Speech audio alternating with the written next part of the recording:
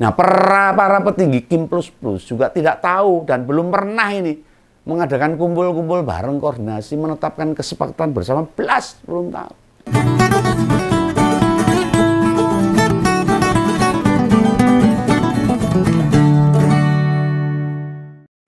Saya mau ngomongin tentang Pilkada Jakarta lah. Kalau saya lihat Bang Dul ini berpasangan dengan Mas Pram ini hebat. Bang Dul itu sangat diplomatis meskipun dia seorang seniman, tapi dia politiknya itu total itu. Setelah jadi wali kota, wakil gubernur, dan sekarang wakil gubernur lagi untuk memimpin Jakarta. Dan ingat, Jakarta sudah tidak jadi ibu kota nanti karena pindah IKN. Artinya Jakarta harus punya ciri khas tentang Betawinya. Ya, Betawinya harus muncul ini, maka cocok banget ini Bang Rano Karno untuk memimpin di Jakarta. Tapi ada yang lucu ini. Akhir minggu kemarin ada kejadian yang menimpa calon gubernur Ridwan Kamil dan Suswono. Itu lawannya Mas Pram dan Sidul, Bung Rano Karno. Nah, gimana kejadiannya? Nah, ini pagi itu dikabarkan kalau Bang Sahroni itu ditetapkan sebagai ketua tim sukses. Weh lah, kok sorenya dibatalkan? Ini terus piye? Dibatalkan atau mundurkan diri? Ini gak jelas juga. Nah, intinya rasido gitu adalah orang mbuh karena nggak cocok atau apa, nggak jadilah, nggak terwujud. Yang gini ini resiko semua koalisi besar. Ada 13 partai loh, di mana tidak ada partai yang jadi leading, komandan tempurnya, semua maunya podo. Duduk sama rendah, berdiri sama rendah juga. Sejajar. Lah akibatnya pada ngiri bila ada jabatan yang diberikan pada seseorang. Wah, ini berarti ada sesuatu yang tidak met ini dalam 13 partai yang mendukung Ridwan Kamil, Suswono. Partai gede, telulas loh. Apa angka sial. 13 ini. Yang namanya ketua tim sukses adalah orang kepercayaan yang tugasnya memenangkan kandidat. Lah kenapa sudah disepakati kok dibatalkan? Apa pembicaraan di internal Kim Plus Plus rampung, ujuk-ujuk, terus diputuskan, terus geger, terus mundur. Lah nunggu apa lagi lah? Lihat tuh tim Pak Pramono sama Bang Dul, komandannya tak lontong. Seorang pelawak tetapi cerdas. Dan politik itu memang harus dibuat gembira, direcehkan itu, dibuat ringan itu supaya tidak membebani pikiran. Dan pasangan Pak Pram sama Bang Dul langsung cak-cek das-des, gerak cepat berkeliling. Ini yang perlu rakyat tahu, khususnya di DKI. Dikira bila didukung banyak partai, apa potensi menangnya otomatis besar. Oh, rakyat udah pekah. Jackmania emoh. Ya kita tahu lah Ridwan Kamil itu komandan Bobotoh Bandung. Jackmania yoga dipimpin oleh komandan Bobotoh itu. Nah, konflik kepentingannya gede. Contohnya ya batalnya Bang Sahroni tadi yang jadi ketua tim suksesnya. Wis batal. Penggantinya itu ya durung diputuske. Nah berarti renek. Ya, nanti juga lah sopo yang gelem dari PSI sana kan oke loh di Jakarta. Pengen ngerti nggak apa yang sedang terjadi di mereka itu? Apa? Udur tahu. Wah, berdebat lah, rebutan jadi ketua tim sukses. Loh yang kayak gini ini loh. Yang kayak gini ini mau diharapkan mikirin rakyat. Walah bluk. Orang mungkin boro-boro nanti nek menang ya isine mau jatah-jatahan rebutan rezeki ini. Saya nggak nuduh loh. Dari awal sudah kelihatan. Kalau seorang politisi yang katanya partai politik untuk mensejahterakan rakyat, lah wong nang jero rebutan udur-uduran kok mikir rakyat. Iya toh. Dengan didukung 13 partai politik tidak tampak soliditas di antara mereka. Kita belum melihat ada koordinasi, meeting ketemu, menetapkan tujuan, ngerancang program dan lainnya belas. Belum ada saya dengar. Giliran turun menemui rakyat, malah ditolak di sana sini. Turun, balik ke Bandung. Waduh, ini ya politik ya begini inilah harus siap dengan mental. Juga tak benar-benar menggertak kader serta simpatisan untuk bikin acara, melibatkan mereka nggak ada. Mana kader-kader mereka yang diajak turun ke lapangan? Rene. Gerudak-geruduk, rene fungsinya. Nah dengan 13 partai pengusung, lokasinya juga di ibu kota loh. Masa nyari pengganti Bang Sahroni susah banget loh. Mau model apa yang mau dijadikan tim pemenangan tuh? Kan mestinya stoknya banyak, 13 partai. Yang ketua DPD di Jakarta kan ya akeh tuh. Yang latar belakangnya akademisi, ustadz, artis, atlet, komedian, seniman, budayawan, belarang oke itu 13 partai loh. Wah ada tuh Raffi Ahmad sama Marcel, wah ya, jadikan ketua tim kan bagus itu, bisa sukses loh itu, duitnya oke itu. Tapi tim suksesnya Gibran di Sumatera Utara. Nah, aduh, masa Raffi Ahmad suruh tim suksesan, atau men gitu loh. Yang bantuin aja pasangan RK Suswono di Jakarta, mau kemana?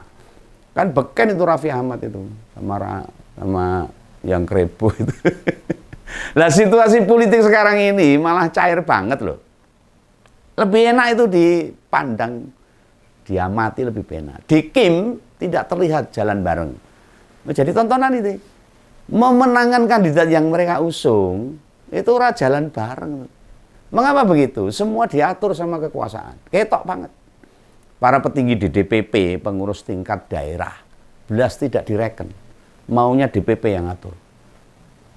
Daerah ora digagas. Suaranya diabaikan. Dukungan ke RK sama Suswono harusnya mendatangkan gelombang sambutan besar di DKI loh. Harusnya itu. Kenyataannya nggak begitu, malah ditolak. Malah suruh balik.